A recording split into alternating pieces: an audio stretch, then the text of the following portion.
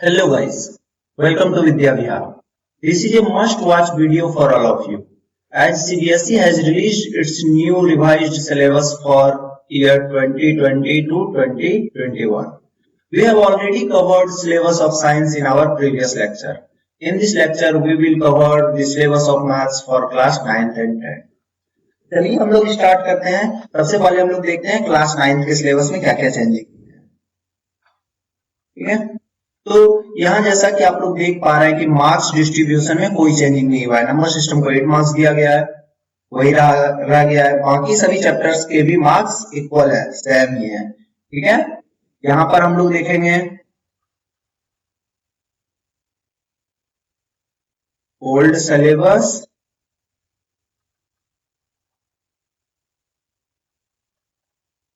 और ये है मेरा रिवाइज्ड सिलेबस।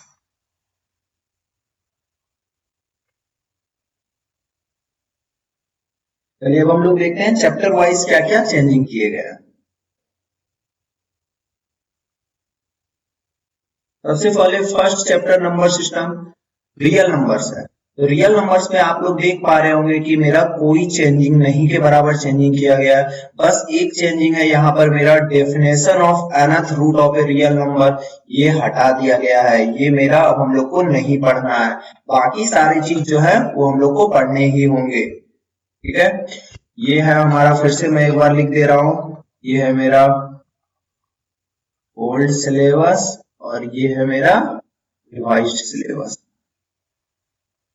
ठीक है, यानी कि पहले हमको definition of nth root of a real number पढ़ना था, लेकिन अब उसको सिलेबस से हटा दिया गया है। बाकी सभी चीज रैशनलाइजेशन हमको अभी भी पढ़ना है। Recall of laws of exponents with integral powers भी अभी भी पढ़ना है।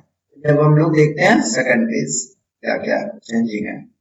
पॉलिनोमियल्स और linear equation in two variables में कोई चेंजिंग नहीं किया गया है, यानी कि ये जो पहले था वही उतना अभी भी हमको पढ़ना ही है। चलिए हम लोग अब आगे देखते हैं। हम लोग देखते हैं कोऑर्डिनेट ज्योमेट्री में। कोऑर्डिनेट ज्योमेट्री में हम लोग को Cartesian plane coordinates of a point name and terms associate with coordinate plane, ये सारा कुछ पहले पढ़ना था, ये सारा कुछ अब भी पढ़ना है। यानी कि कोऑर्डिनेट ज्योमेट्री में भी कोई चेंज नहीं किया गया है। एक बार मैं फिर से यहाँ पर लिख दे रहा हूँ, ये है मेरा ओल्ड सिलेबस और ये है मेरा रिवाइज्ड सिलेबस। यानी कि कोऑर्डिनेट ज्योमेट्री में भी कोई चेंजिंग नहीं किया गया है। तो चलिए अब हम लोग आगे देखते हैं।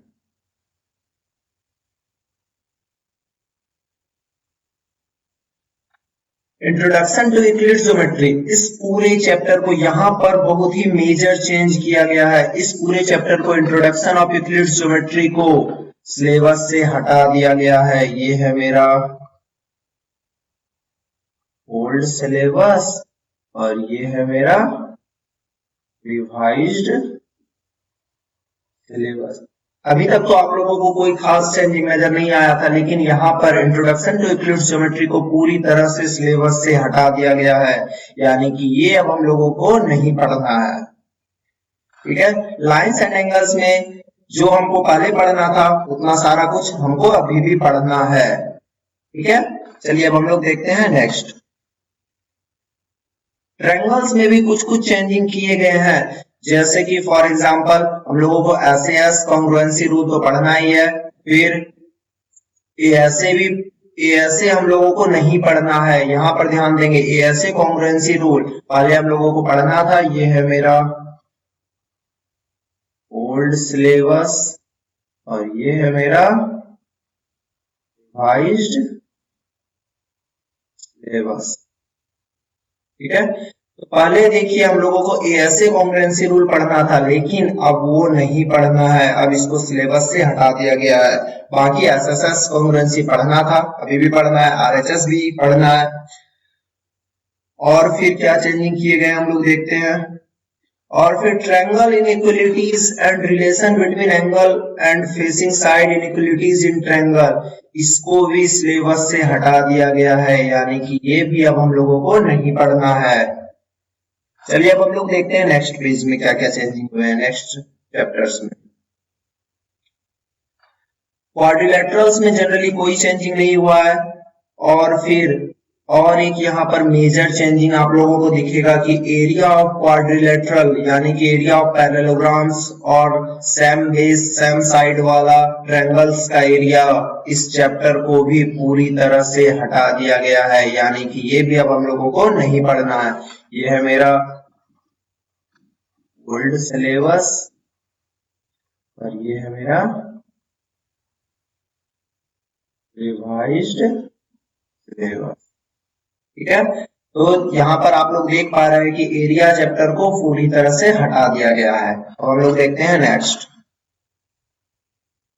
नेक्स्ट है मेरा सर्किल। तो सर्किल में भी कुछ थ्योरम्स को हटाया गया है। हम लोग देख लेते हैं क्या क्या हटाया गया है। इक्वल कॉर्ड्स वाला थ्योरम है ही, perpendicular from the centre of a circle to a chord bisects the chord, ये वाला भी थ्योरम है ही, ये सभी है। The one and only one circle passing through three given collinear non-collinear points, इस थ्योरम को हटा दिया गया है, ये अब हम लोगों को नहीं पढ़ना है।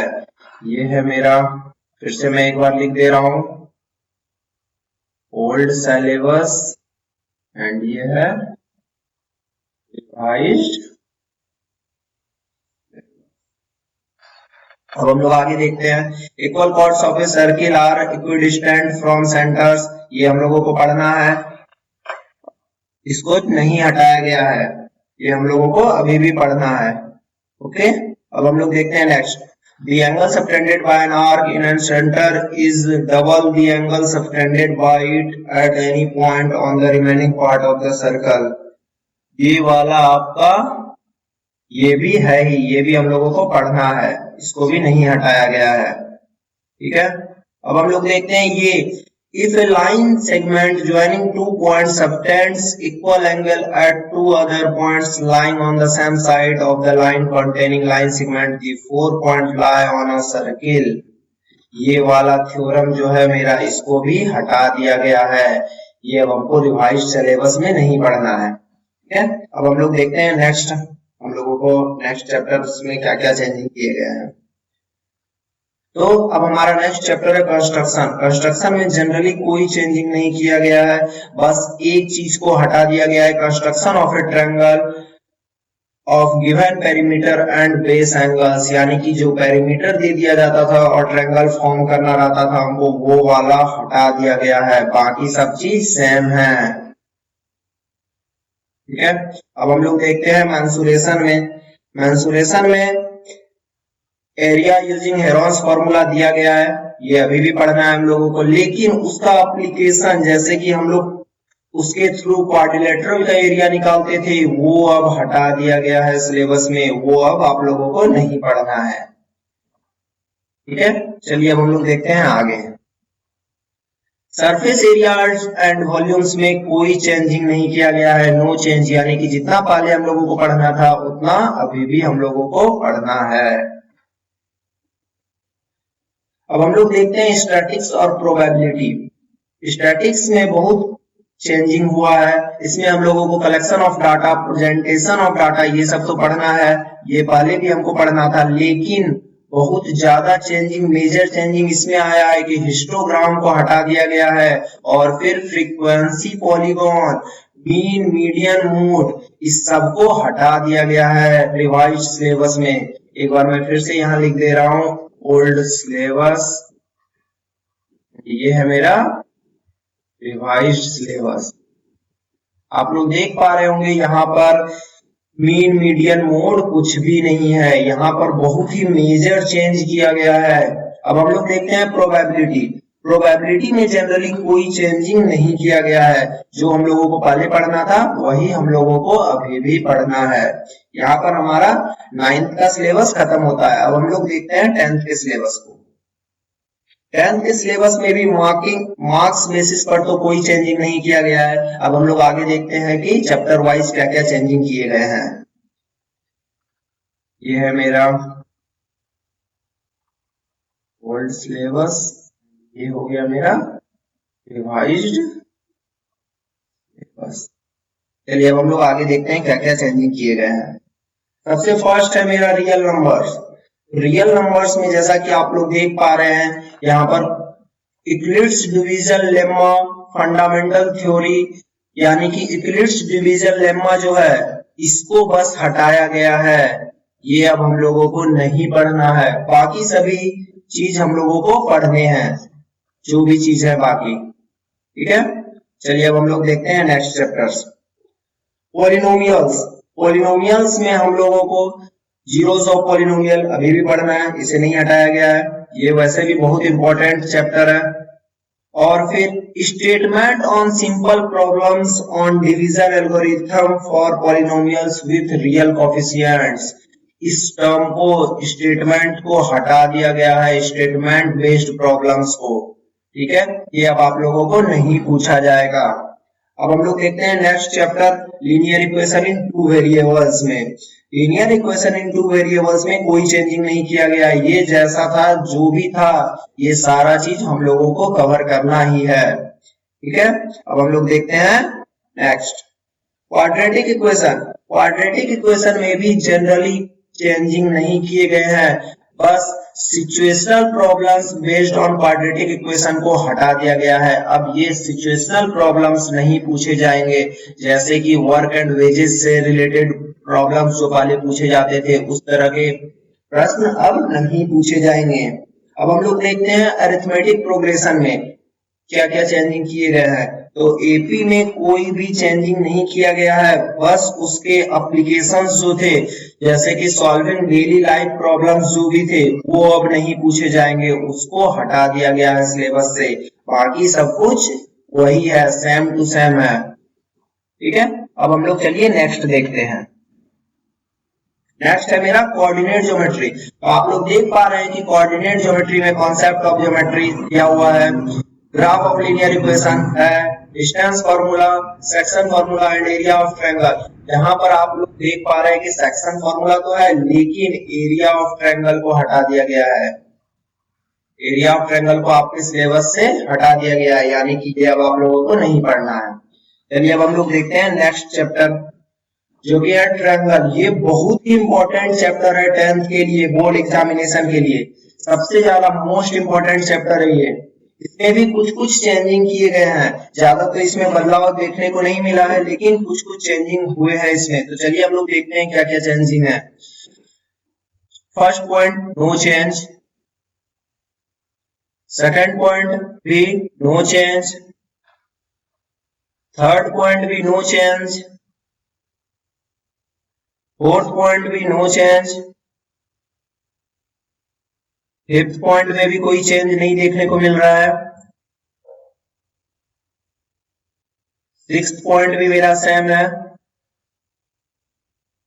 अब यहां से आप लोग देख पा रहे होंगे सेवंथ पॉइंट जो है, the ratio of areas of two similar triangles, यानी कि areas based questions, area based जितने भी क्वेश्चंस थे उनको सिलेबस से हटा दिया गया है, ये अब नहीं पूछे जाएंगे। और फिर अब नेक्स्ट पॉइंट देखते हैं, right angle triangle the square of on the hypotenuse is equal to the sum of squares on the other two sides, ये अभी भी है हमारे सिलेबस में।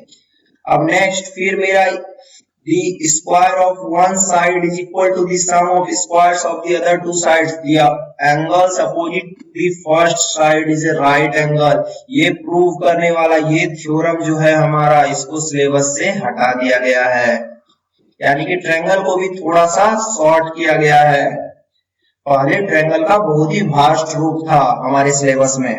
चलिए हम लोग देखते हैं नेक्स्ट चैप्टर जो कि है हमारा सर्कल। तो देखते हैं हम लोग सर्कल में क्या क्या है।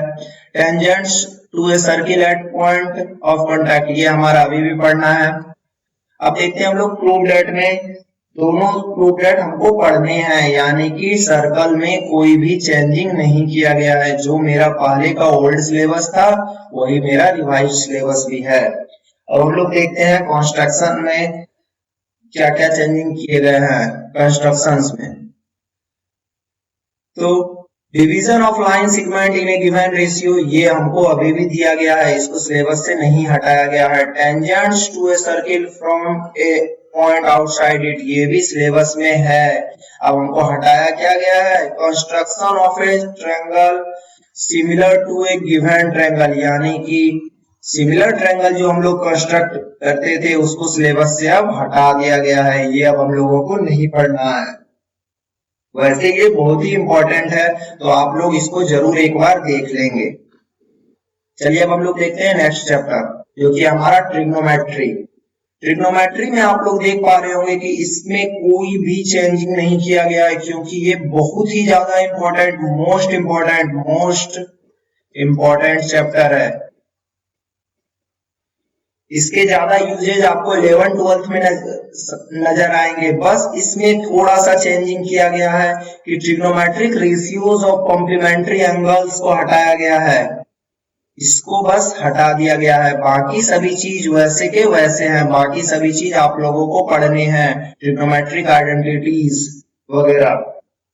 चलिए अब हम लोग देखते हैं आगे, हाइट एंड डिस्टेंस। आप लोग देख पा रहे होंगे कि हाइट एंड डिस्टेंस में भी कोई चेंजिंग नहीं आया है। ये जो भी पहले ओल्ड सिलेबस था वही मेरा रिवाइज सिलेबस में भी है, यानी कि इसमें हमको सारी चीज पढ़ने ही हैं। चलिए अब हम लोग देखते हैं आगे का chapter, areas related to circle. तो देखते हैं हम लोग इसमें क्या क्या चेंजिंग हुआ है। Motivate the area of circle, ये तो हमारा है ही। एरियाज एंड पेरीमीटर है ही। Area of segment of a circle 60 degree 90 degree plane figures, बस यहाँ पर क्या चेंज किया गया है, 120 डिग्री के सेंट्रल एंगल को मानकर हमको क्वेश्चन नहीं पूछा जाएगा, यानी कि 120 डिग्री वाले रिलेटेड क्वेश्चंस हमको सॉल्व नहीं करने हैं। वैसे आप लोग इसको देख लेंगे क्योंकि इसका आगे जाके बहुत ही यूज होता है। चलिए अब हम लोग देखते हैं next, surface areas and volumes में। तो इसमें कोई चेंजिंग नहीं है, ये मेरा जैसा था वैसा ही है, बस थोड़ा सा चेंजिंग इसमें नजर आ रहा है कि अब आप लोगों को पहले फ्रस्टम पढ़ना था, फ्रस्टम ऑफ ए कॉन, लेकिन इसको अब सिलेबस से हटा दिया गया है। अब हम लोगों को फ्रस्टम नहीं पढ़ना है, बाकी सभी चीज हम लोगों को पहले के जैसे पढ़ने हैं। चलिए अब हम लोग देखते हैं नेक्स्ट, स्टैटिक्स एंड प्रोबेबिलिटी। तो आप लोग देख पा रहे होंगे स्टैटिक्स में mean median mode of a group data, ये है हमारा। By model situation to be avoided, ये सब कुछ मेरा पढ़ना है, कोई भी चेंजिंग स्टैटिक्स में नहीं किया गया है, स्टैटिस्टिक्स में। और प्रोबेबिलिटी में भी कोई चेंजिंग नहीं किया गया है, क्योंकि ये सब बहुत ही इंपॉर्टेंट चैप्टर है आगे के लिए।